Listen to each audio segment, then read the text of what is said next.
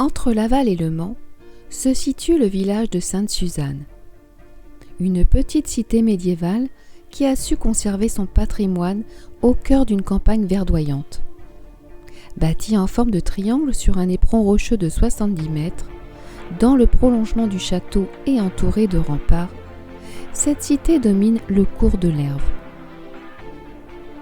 Surnommée la perle du Maine, Sainte-Suzanne est la seule commune de France à être classée à la fois parmi les plus beaux villages de France, petite cité de caractère, pays d'art et d'histoire et station verte. Sainte-Suzanne est surtout connue comme la cité médiévale qui défia Guillaume le Conquérant, la seule et unique place forte qui a résisté. Hubert II de Beaumont, vicomte du Maine, résista victorieusement au siège de la cité par Guillaume le Conquérant, duc de Normandie, roi d'Angleterre, qui ne put jamais prendre le château malgré un siège de 4 ans, de 1083 à 1087. Sainte-Suzanne conserve aujourd'hui son aspect médiéval grâce aux fortifications des XIVe et XVe siècles, ainsi que le donjon quadrangulaire du XIe siècle. Le château de Sainte-Suzanne est un château fort datant du XIe siècle. Ses remparts, comme ceux de la cité médiévale, sont classés monuments historiques depuis 1862 et le logis construit entre 1608 et 1610 par Guillaume Fouquet de la Varenne est classé depuis 1984. Outre cette puissance historique, ce village évoque Sainte-Suzanne, qui est la sainte patronne des fiancés, fêtée le 11 août. Une statue de cette martyre romaine est visible dans l'église de Sainte-Suzanne.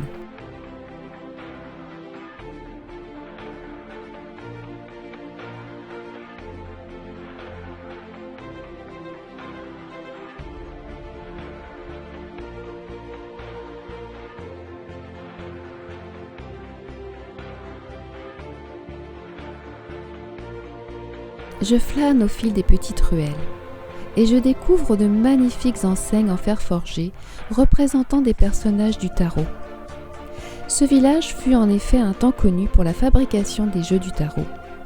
Un atelier perpétue cette tradition et son créateur, M. Flornoy, aujourd'hui décédé, avait imaginé ces enseignes en hommage à cette histoire.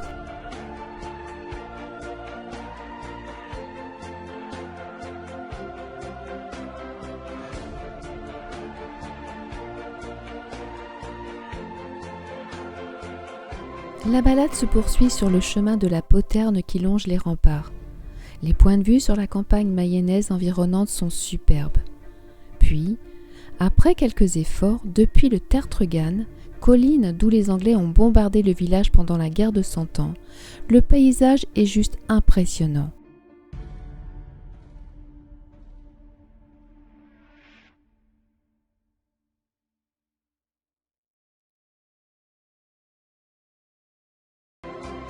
Au cours des années 1400, les villageois ont choisi de s'établir en contrebas de la cité médiévale au bord de l'Erve. Ils ont utilisé la puissance de l'eau de la rivière pour mettre en mouvement les roues des moulins. Autrefois, le hameau de la rivière comptait 22 moulins.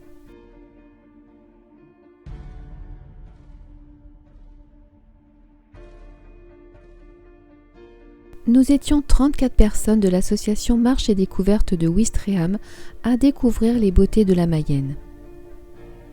Dominique, Daniel, Bertrand et Patrick ont organisé 2 belles randonnées, l'une à Saulges et la deuxième à Sainte-Suzanne.